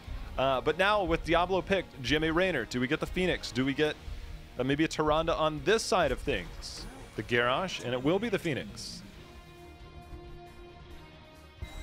Okay, Garrosh and Phoenix. See, I like this tank matchup. The Garrosh on one side, the Diablo on the other side. That seems very even to me. That seems much better than what we've seen so far. So I think that this game, just based off of these picks, moving into this one is going to be a lot closer. HHE with the option to run a Malfurion, a Hanzo, a Tyrande, any of those pickups. It's going to be the Malf Hanzo. HHE's draft this game is 10 times better than what they've run so far. Well, the Hanzo pick we've seen, it was weird because Hanzo, when he came out, I don't know, he was really, really popular about a year ago, right? And he was just destroying everybody, and everybody was destroying it with Hanzo. Except on Infernal Shrines. Everybody's like, wait, he had like a 60-something% win rate on every map, but a 30-something% win rate on Infernal Shrines. And then finally he's like, look, you guys are all... No, globally. Okay. And then somebody's like, guys, it's because you're using the wrong build. And then everybody started to discover like explosive arrows, pretty good, yeah. And you can switch up your 1 in 7s. And then once teams start to discover like, oh, okay, the build was wrong, his win rate like shot up, right? But it was weird. It was such an anomaly because Hanzo was so dominant with a 60+% win, highest win rate of every assassin, including calculating in that like 36-37% win rate on Infernal. And then all of a sudden everybody's like, wait, wrong build. And this was like half a season in. It was crazy. Yeah, that's what I was going to mention, because NA was very reluctant to run a Q build, so I was wondering if it was just the stats in NA versus EU, because EU knows that Q build on Infernal Shrine is super good. Okay, Rehgar and Blaze. So you have the cleanses for the Diablo engages and the Malfurion as well. This is pre-change Rehgar as well, so no self-ancestrals right now. It does feel weird. We'll see how effective Rehgar can be here. Does do well. Lightning Shield on Shrines, always strong in those skirmishes. But a solo laner, Dahaka still available. We'll get a Junkrat solo with Medivh plays. We go on the old Leyline APOC here? Just shred the Rehgar? It really could be. And so far, the members of Endemic have very little access to the Junkrat as well. Like, there's no reasonable way that a Garrosh or a Blaze get onto Junkrat. He should be able to play far enough to be able to avoid that damage, and maybe even Hanzo too. And then, of course, even if they do manage to get onto one of these targets, you have the shields as well coming out from Medivh. I like the Thrall pickup, but this is, look at this Smork draft coming out from Endemic. You got Garrosh, Rehgar, and Thrall. They're just running Orgrimmar cleave. It's the way to go. You know, I wondered, would we get a mage? But I actually like the Thrall follow-up because you go through the portal, you can't go back through if you're rooted. So Thrall actually says, well, welcome to my world. Also gives you that Earthquake. You can go Sunder to split them away from the portal, but you can also go the Earthquake if you want to pair that with that Phoenix Salvo, which we know the slow, you get the bonus damage. It's kind of the old NA style. They were very reluctant to go away from Diablo and for quite some time. So we'll see if we get that combo. But I really like that pickup. I thought maybe we'd get a mage, but then the Medivh kind of changes the dynamics of every single game you play in. And so the Thrall, I think, is a good backup option here. And I love Medivh Diablo no matter what. It's just always so good. And in the hands of the right team, you got the right coordination, it is devastating. I love HHE's draft compared to their previous games. I liked the one in the last game, but it's like, I don't know, it just didn't end up working out for them. And my theory is because of the front line, as I already explained so far, but we'll see if it's actually true in this next game, because HHE need a win if they want to stay in this one. It is single elimination, ladies and gentlemen. Yeah, best of 5, man. It's crazy that this is where we're at, right out of the gate. But here it is. HeroesHearth, backs against the wall. Dreadnought back on support on Malfurion, meaning BBJ is going to be on the Junkrat. Mac Daddy will be on the Medivh. Okay. The Bird Lord himself. So Crowan on Hanzo, that's weird. Has he ever played that hero before? I don't know. I'd have to dig deep to see if that ever happened. It doesn't Likely strike not. me as something. Yeah, it doesn't strike me as it would be, but maybe. All right, we've got the Zed build coming out here for Caesar Salad on the Rehgar. Interesting. Oh, sorry, Z, because it's probably mainly Americans. Yeah, we say Z, not Zed, because it's not real. Yikes. Imagine using fake numbers in the current year and also saying Z. Let me talk about inches and feet for you, and miles per hour. Let's go. Speaking of miles per hour, you know what? I live my life a quarter mile at a time. You know, we got Vin and Diesel on the same team for an Endemic. They're going to be able to make some big plays together, okay? Just you watch. What is a quarter mile at a time? I don't know. It's a Fast and the Furious quote. Just let me have it. Oh, for a quarter mile races. Okay. Dibble's going. Dibble's going Soul Go ahead, Shield. man. This isn't. It's not exactly the build that I would have expected here. That's Maybe really just got to looking be to live off for. the flip taunts? Yeah, just live off the insane burst damage that will come in. Nice slow. Portals will get BBJ to safety if he needs it. But the trap is going to keep Liam in there. No portal available, so no portal play to make it over. See if Ishmu's going to look for a charge. He's looking for, I think Liam would have been better going back, but he's just going to retreat to safety. Ishmu goes in. Roots, not quite going to land. Baby portal. And Liam somehow lives. So, you guys might be spamming question marks and Omega lulz at BBJ playing the Rat Daddy, but let me tell you, BBJ plays a mean Junkrat. I've seen this guy just absolutely command games, and I'm going to be looking out for him. You know, usually the support player, sometimes the Abathur player, but he plays a mean Junkrat, let me tell you. He told me that he was the reason why full W build Falstad was a thing last year during HGC. He told me that he bodied people with it in Hero League, and some of the people he bodied with were like, hey, this must be good, and they played it in actual games. This is a true story. He is a little bit of an innovator, isn't he? I'm gonna miss BBJ and his hair. Me too. That guy's so fantastic. Every single time I've got to hang out with him, it's just been such a pleasure. Really is a solid dude. But Endemic, they've got their Fallen Shaman camp pushing the top lane. Objective on the bottom side of the map. So this is a really, really nice setup here for Endemic. In fact, better than the setup of HHE. So I really like what Endemic is doing so far during this early game. Meanwhile, it's Khazra camp going over to HHE, and McIntyre not really a hero with the most amount of clear. If you can land those Qs onto enemy heroes while they're in the minion waves, you can start to clear out really, really well. But aside from that, you're in trouble. There's that spell shield helping out. Huge, J-How. Ishbu just trying to get out of there. He's like, I'm going to charge out. Diesel said, no, you're not. How, however, nice concussion mine, but the knockup by Diesel will buy time. And as you mentioned, that top lane so well set up. That's Crowan falling. This is firmly in Endemic's hand as they get the kill, kept the member in the top lane. Now we're getting double lane soak from Endemic. This could not be going any better for them right now as they now approach a half-level lead. Objective control. It's not 100% confirmed yet, but I think HeroesHearth willing to concede, but I do see Medivh rotating down, see if they might try and take a quick fight. The minute Blaze shows, they it's too late. It's too late. It is. Yeah, only 6 of those left. So that's going to be the first objective of the game going to Endemic. And not only is that a problem for HHE for the obvious reasons, but also keeping the Medivh topside means that he's not able to group into the multiple heroes of Endemic and look to stack up that queue during the early stages of this game. So he's just, his power spikes are getting further and further away from himself. So it's definitely a huge problem on multiple fronts. Diesel though. Another money concussion behind. Diesel is not getting away from that one. That's first blood for HeroesHearth getting on the scoreboard there. And you mentioned BBJ and the Rat Daddy. He's making plays, Kala. Yeah, I'm telling you guys, don't sleep on my man's BBJ when it comes to the Rat, okay? He eats hard. Meanwhile, with Thrall showing top lane, HHE looking to make a play onto Endemic's Khazra camp here. And that pick allowed them to stop that Punisher from pushing in so very well. HHE, despite going down the early game, really found the play to make it so that they didn't get snowballed on.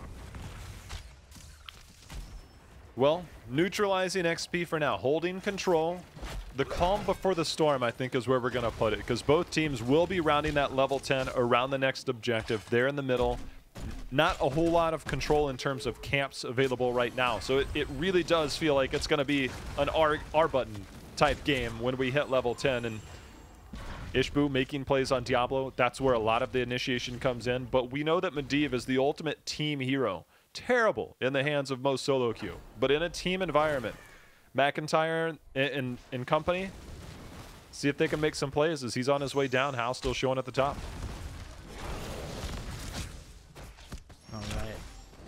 All right. I want to see, you know, what's up? You know, we've actually had a good opportunity to listen in to Endemic. I'm going to see if we can maybe get some comms for HeroesHearth, because I'd love to hear maybe how they want to try and approach the level 10. See if we can get that in just a moment. We're actually going to take a live look in as level 10 is about to round the corner, see what they can try and set up. Yeah. Careful top. Oh, maybe. Oh, their team could be here. Clear top. Yeah, I'm leaving. Going mid. I can maybe get Crone here. Or BBJ. I'm here. They have lane line. I know. Be careful, guys. I'm just threatening. What is Ishbu? Never mind. I don't have It's anything. fine. Good damage. Look at hard soon. Yep, should be up soon. 9 seconds. Care top, maybe. I can get bot wave. You guys can do hards. Shrine hasn't spawned yet, though. Do hards. Or just get them done, right? Yeah, we can just finish them off and hold it. They're on me They here. invade. Ooh. So Good bot. focus. Get midwave, Diesel. Get midwave. Yeah. So you can be at the hards if they invade.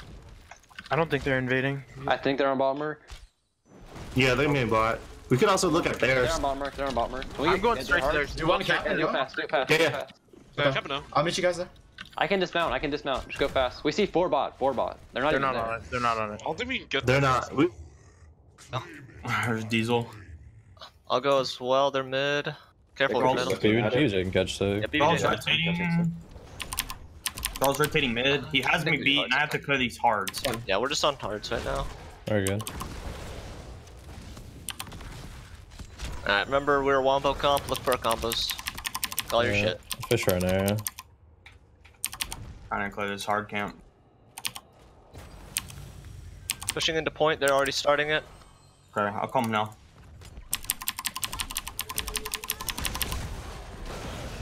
We have a much better shrine than them, so we can also play. I'm gonna look for. Didn't get. Lucky for arrow. I'm I can arrow. shield-ish. Arrow on backline. I got this. Oh, I okay. didn't. I'm rooting after, Can you go rooting in after. this? Rooting Yeah. after, rooting it. So look Caesar. They're all on me. They're all on me. Let's go. Yeah. I'm backing out. Big tire. Caesar's dead. Almost dead. Great job. Portal out. Portal down. They're gonna flank Crowan. Oh, that Kron's just. There's a Great grab job. on me. I probably die here too. Yeah. Okay, I moved too far up to make sure we got that because we stacked all those. Might be. Don't ley line off the arrow. I know. I wanted to ley line into arrow, but then he arrowed as I was finding the ley line. Kron called a shit early. That's on you, man. Let's go. See what we can get. Okay. Ooh, Colin, if you ever wondered how a team fight unfolded, that's it right there. Dude, that was tragic, though, because HeroesHearth had every way of setting up that fight, but the ley line was just... It's not that the ley line was bad, it was the fact that the APOC hit at the same time. So I actually think that weighs a little bit more onto Ishbu, but he also had a it would have been fantastic because every member of Endemic was clustered up. So either or, as long as one of them comes out at once, not both at the same time, that would have been absolutely fantastic. But huge misplays by HHE, and they're absolutely right. We heard Ishbu talking about the wombo potential of their comp. If they can find that combo, they can really win a team fight. But so far, Endemic have done a great job shutting it down.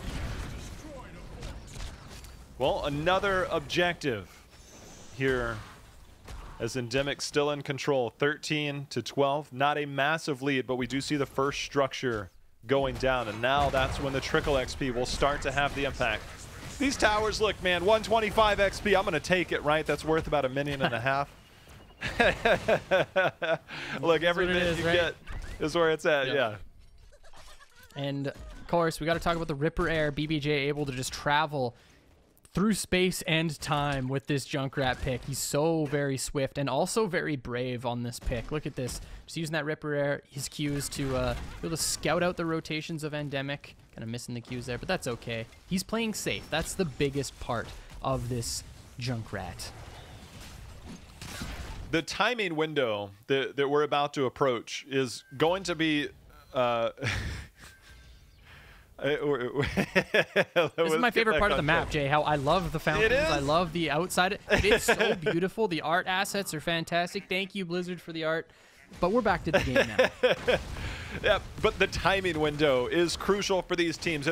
It's for Endemic to be in every lane soaking towards 16. They'd love to hit that 16 talent spike before, because when the objective spawns, we're going to be around that same timing window. And it's a matter of, can I get to 16 first? If so, what plays can we make? And that's where the lane information, the vision is where these teams can play around.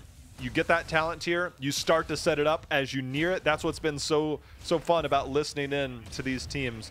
And with Endemic closer to 16, we'll see what they can make happen.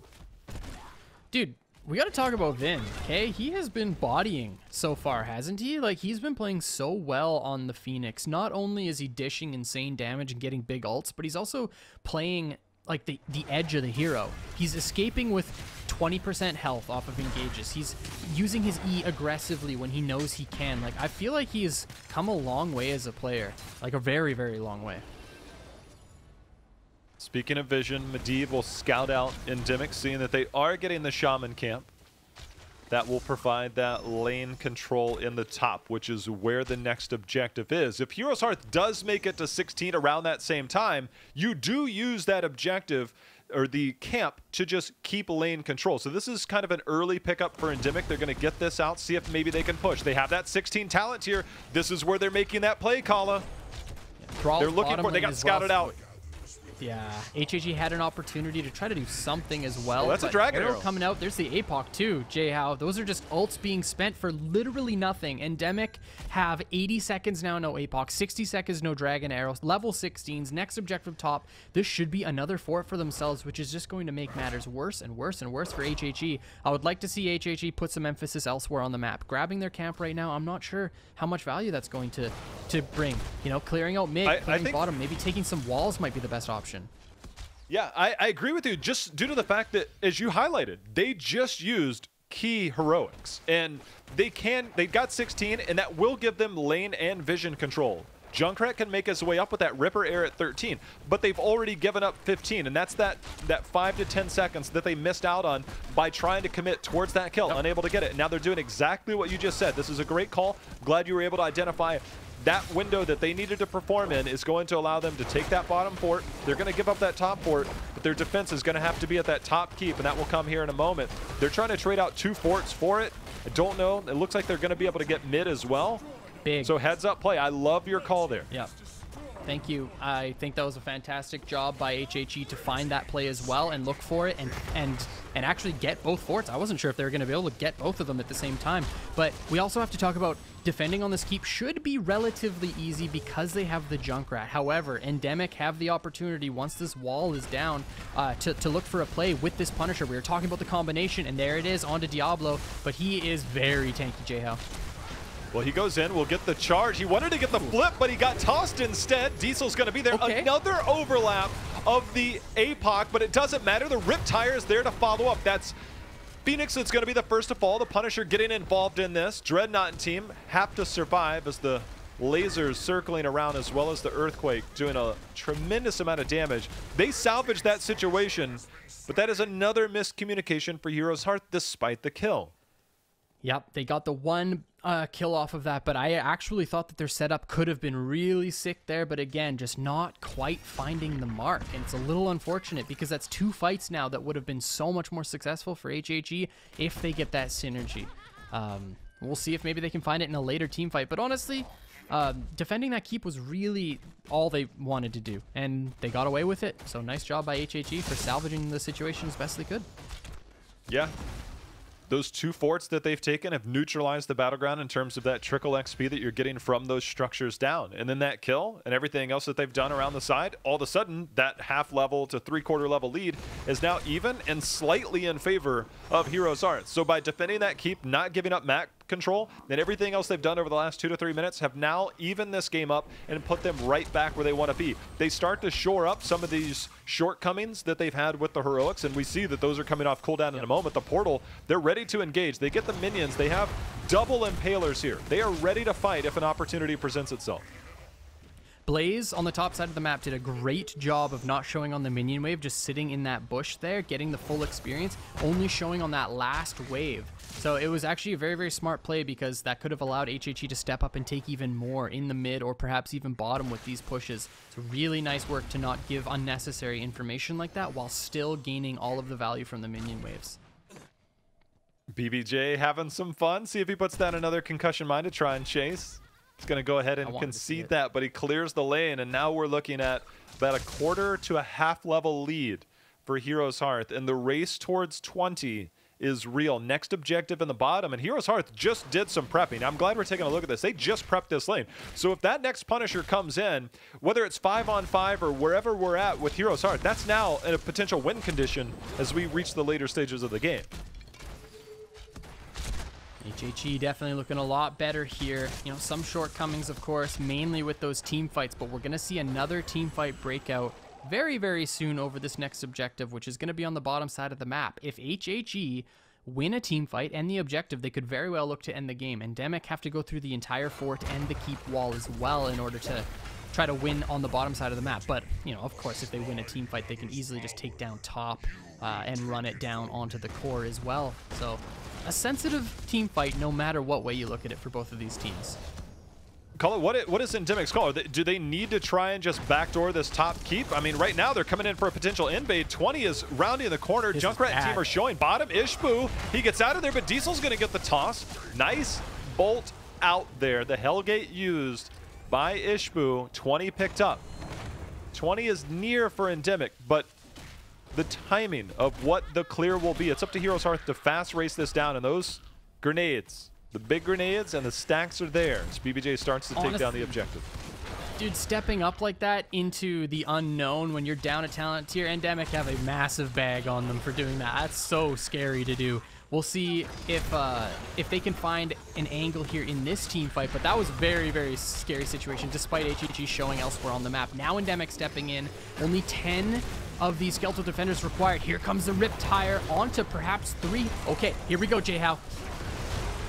There it is. The bunker comes down. The taunt, it's going to be onto multiple targets. McIntyre surviving for now, just sneaks out the back door. BBJ with no health. There comes the stun. The Dragon Arrow in return. Play of the game. Crowan trying to get the damage in there. Will go, and Ishbu just makes it out of that portal in time. A team wipe by either team means GG, and somebody just got sniped on the backside because that's a double as both Medivh and Malfurion have fallen. That stacks too. No more stacks for Medivh. I know it's not like the most important thing in the world, but Vin is just making play after play. BBJ has actually 0 HP, stepping up, trying to land some Qs, but that is devastating for HHE. They had so many huge opportunities here in this team fight, but they just weren't able to find their full combo, and it's been time and time again where they're missing it, Jhow, and it's a huge problem. I wondered if they would try and snipe with BBJ here because they had 38, but the zoning right now is real by Liam and team. The one saving grace for HeroesHearth is that Endemic, they had to take a while to clear that up. They stayed occupied. They couldn't clear the objective as fast as they could. HeroesHearth, they were just poking to buy time. 15 seconds before Malf and Medivh are back, and they still had the fort to go through. So for HeroesHearth, they're very fortunate in this situation that more didn't happen. They were able to salvage the situation. Still very threatening with Endemic pushing down with this, but not the worst situation for HeroesHearth. Keep in mind, this wall is down. Endemic might look to make a play off the jump. We'll see what happens. They're already stepping in deep. They really want to find as many angles as they possibly can. Here comes the Riptire just to try to get some damage out. There's the Indomitable as well. Diesel very, very low. Ishbu tanking this Punisher, and here comes the combination from HHE. Can they finally get it? It doesn't look like it, Jhow. It's just time and time again, dude. The timing is off. The Earthquake is down. We'll do some bonus damage. Protected, by the way. We'll go on to Dreadnought with the Immortal just below 50% health. The keep has fallen. They need to try and bait this to the mid. Here comes the jump. There's going to be the jump protected. Do they need a portal? There's the follow-up stun. The flip. The taunt is there. And Diablo, super tanky, does have the portal to make it out. The Punisher about 7 seconds away from jumping, but it doesn't look like he'll live long enough to get there. See if we get another portal play. HeroesHearth very healthy, and you can see Diesel still low. The Root's not able to connect, and with that, missing. Seems like HeroesHearth will just walk away and look for another opportunity. Nice job, Endemic, trying to find that pick to try to get the kill, but it's onto Diablo, right? You don't have a lot of damage onto that target. They tried to find the kill, but not able to do it. That's the Soul Shield's very, very helpful in this situation. Curious if maybe we can get another HeroesHearth listen in before this game comes over, because we're going in clutch moments. Endemic 2-0 in this best of 5, single elimination. Let's see where HeroesHearth is at. Let's take a listen in. I think it's gonna be mid. We can fight for this. I mean, this is a good choke. Yeah, we should go with their camp. Well, we have ults in 5. Ults in 5, APOC in 5. I have ult though. So. They're on hard, so we should just do their camp. Let's go. Yeah. Do this push mid. Got a mid wave. We got ults. 6 go to mid, let's push it. I'm clearing bot. Go for it. I'm gonna check vision. They could just double hards, take top. I mean, we're gonna lose top. BBG's gonna have to back to defend right now. Yeah, I can Wait, they lose mid if they do that, they're not. I see 5 man. Are we pushing with these or? I mean, we wanted to at least defend them a bit. Look at this Keep two them right in here. Getting a lot of damage in. Okay. Camp is dead. We're gonna have to do our hards and clear that top part.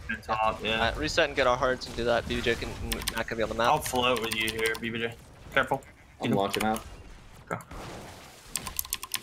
Go on top. I'm just following. I'm following Diesel. Yeah, they might try and invade this. If they do, it's our fight. I'm coming up. Blaze bot. They're not. We are holding this for cap.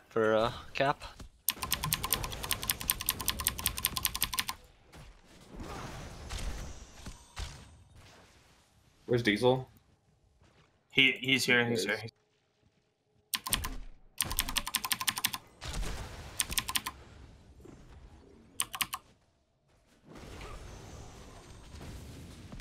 Push out one more wave top, I think.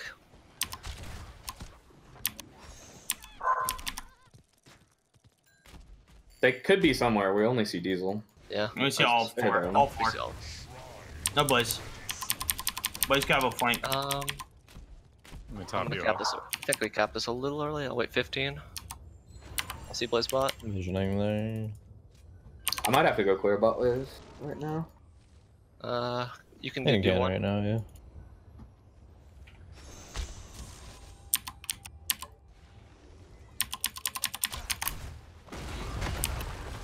Alright, killed 2 catas. I'm coming up. They're going mid. No, we're good. We're good. Yeah, cleanse too. We're fine. We have this hard pushing top. We need Sniper's trying to nading. Sure. Chuck's got someone below him. Link on Leon. Yeah, I mean, I need Careful that flying into below. Blaze. I just want to No look one at. can. No one can really. Just play to the top side Yeah, now. we just poke Diesel. Just keep doing what we're doing right now. Like if they throw me, I do not die. So just play on shit. Watch the flanks still. You need to shift again. Yeah, we Shift need again to- to the left. Shift to the left. Look at how. I'm Rodin shielding you ish. There, I'm I'm ley lining. getting out. Ley lining. Ley line. I'm sitting how out of this. Come on, whoever's in front of us. Yeah, this thrall. Got cleanse. I got Bonker. trampled. I can Drink it. Gonna drink it. Looking for a re-engage arrow soon. I need a heal when you. Yeah, Crow needs heal. Hey, look, I look for I her. got it. Oh, just use a Okay, block to it. Let's look at Diesel. Rooting. Careful, Foot on. careful. They They have got it. it. Winning objective. Reset. Backing. Our top's pushing hard. Oh, this working hard. We Can't can get defend caught this. here. We have pull. I have Crown. pre-tap. I have no cleanse for first leap. I'll pre-tap the ball. It's fine. I can shield it too. Cleanse it. Kala, clutch moments there. You can see the top camp ended up pushing, but right now it's up to HeroesHearth to defend this. Right now they got the bait. See if they can hold. Caesar Salad made a huge play there, getting the cleanse onto the Apox onto the one target that really got left in the dust. Diesel taking a lot of damage, gets flipped back into the situation. Can he find a taunt? Only onto one target, and that's not the one you want to find. Diesel is in a wealth of trouble. No ancestral healing left. That's a keep for keep trade right now. Endemic's course taking a little bit on the shielding, but Endemic pushing in. They want more. They want to win this single elimination, but how is so low at this point. Ishbu also on the backside of the fight, but not really taking a whole lot of damage. This is Diablo we're talking about. And Jay, how this is so chaotic.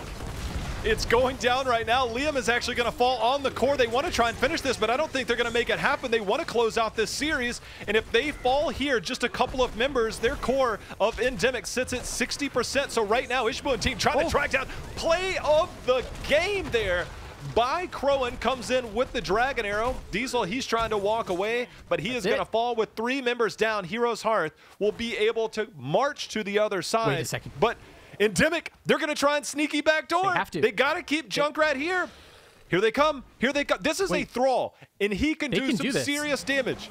They can't. Regar 50%. too, dude. He This has the is most real. PvE damage like out of any hero in the game. They could actually just straight up end this. They win. Shields They are down. 100% Earthquake's win. here. Medivh's trying to save this 30%. There's going to be the shield. Dreadnought team trying to survive. This should be enough. How is just on this? There's the ancestral. The back door is real. Caesar They Salad, did it. baby. Yeah, they the double smork on the core. Beautiful plays. I cannot believe that HHE didn't think of that one. Of course that Thrall and Regar can end that. That's 51% on the core with 0 shielding left. Huge plays by Endemic. Their brains are the biggest things I've ever seen in my life. Ever. Beautiful. Upset Brilliant. Love it. City. Upset right out of the gate. You know, the defense here, because you look at the mini-map and it's like, look, I'm having shades of Genji versus Dignitas all over again. You know, the Shaman camp pushing down a lane. And Diesel on the right side of your screen with almost no health just walking away. And they held here for a while, but the back door is real. Yep, absolutely agree. How is just getting chunked out so hard here. And thank heck that he lived, because that was really the only opportunity that Endemic would have had to end, because he's one of those heroes that actually does way more damage onto the core than you think. I've been solo ended by one of these Thralls in Team League before, and it's a yikes from me. But this, like, off of this fight, HHE should have known to keep more than just Junkrat back, but at the same time, if they do that, maybe they don't have the resources required in order to end themselves. So HHE, despite this looking good for them, were actually put in a pretty Monka-esque situation, because it's not like they can easily end without just sacrificing their own core. So actually, I think the best play for HHE, unfortunately, is just set up the map for the next objective. Off of that, I don't think they can reasonably end. Yeah, well, that's the thing, is like when you have a Medivh, you can always backdoor yourself, but you have to set that up. Like, you can play for the next objective, but if something comes up, you get 1 or 2 kills, then yeah, you can make that play yourself. But the fact that they have to trek all the way to the other end of the map, that is very, very difficult for them to do. But the fact that they're just like, but what if we backdoor? But what if we backdoor? That's pretty clutch right there. I love seeing the Smork backdoor too. You know, the Regar and the Thrall. Orcs are my favorite, so that really makes me happy. And Endemic, looked so much better than I thought they would. Like, they kicked some serious ass in these games. Their drafts were really good. Their play around their tanks was better than HHE. Just all around, every single game. I loved everything that they did. I thought Endemic looked super good. I don't know about you, man, but they looked great to me. I can't believe it. We're going to take a look at the bracket now. That's been updated. That's a 3 and a goose egg right beside HeroesHearth's name. This is a single elimination, meaning that HeroesHearth is down and out. We had a quick update in terms of the bracket setup, so it's going to look different from the opening of the show. If you saw that, we're going to see Team 12 versus Scythe. We're also going to have Murloc Geniuses versus Kata and Team Feed'em versus Looking for Work. So we got all this situated. We're ready to go. So a lot of big matchups still to go. And now that Endemic has set the tone for this entire invitational, this tournament here, I don't know what to expect anymore. I think we had expectations. You put the band back together, you throw in Dreadnought, and like you're gonna get some W's, right? But Endemic, they're just like, but no. And now it's like, I don't know what to make of the rest. I don't know what everybody else has been doing, but I do know that there's still a lot at stake for this tournament. There's money on the line, and it's single elimination. Like there's no avoiding that. It's crazy. Really good game there from HHE and Endemic. But moving on to the next series, we're gonna have Murloc Geniuses versus Cataclysm, so that's going to be very, very fun. You guys make sure you stay tuned for that one. Lots of familiar faces with those two teams, and this is one that personally, obviously, I'm very, very excited about because it's a lot of old friends of mine, old, I guess, coworkers of mine. So I'm excited to see what they have cooking.